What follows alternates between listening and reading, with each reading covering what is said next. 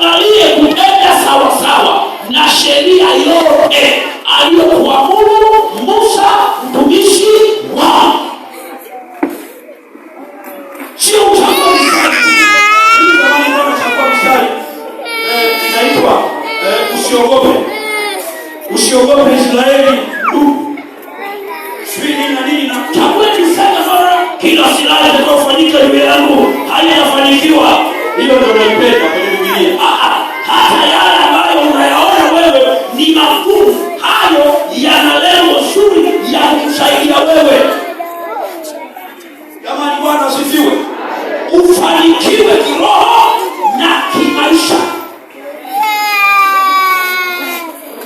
Sio kimaisha tu. Halo. Sio kimaisha tu. Sababu haya maisha yana mpito. Sio ya kudumu haya tulionayo. Unanielewa? Sio haya ya sasa yana muda. Hata tukifanikiwa na mimi basi msikimbie.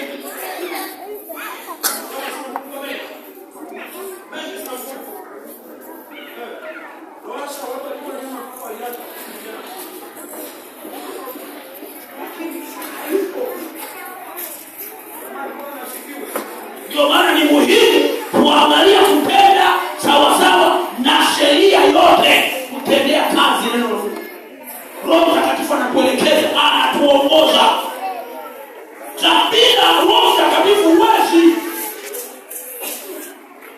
utaweza kutendea kazi neno la Mungu. Haleluya.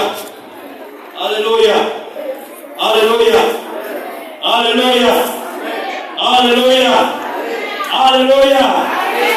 Mwambie mwenzio amesha